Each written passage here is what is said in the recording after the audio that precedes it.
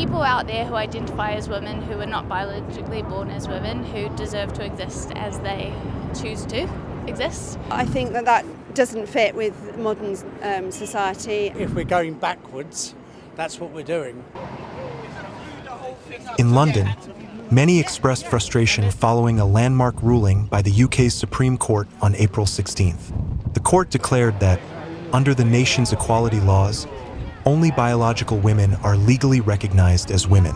The judgment means that services designated for women like hospital wards, shelters, and certain sports can legally exclude transgender women, resolving ongoing legal uncertainties.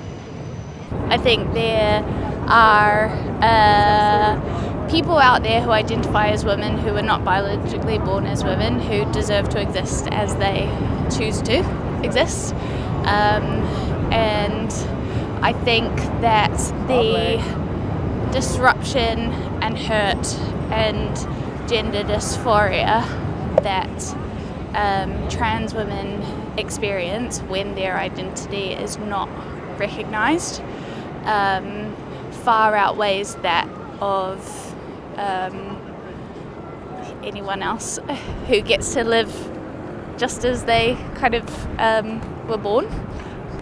Well, I think that doesn't fit with modern society and the way it is for women these days. And I think it has a profound effect on women and how women are perceived. So if we're going backwards, that's what we're doing. Yeah, and I think that's going to cause a lot of good things that we've done already. And that's not the way we should be going forward.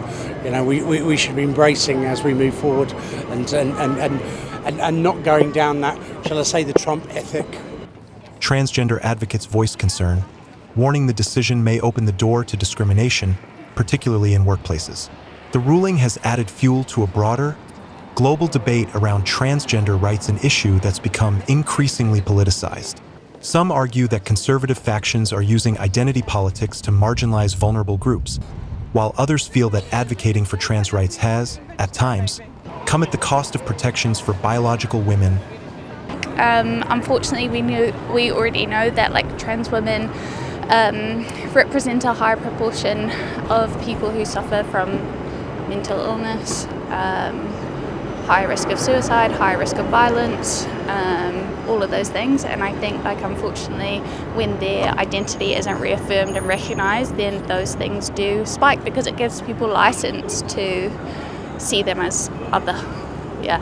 The government's opinion is not really valid. You can still call yourself a woman even though you're trans woman. Because what are they gonna really do at the end of the day? Britain's Labour government responded to the court's decision by saying it will provide much-needed clarity for organizations like hospitals, shelters, and sports associations navigating these complex issues.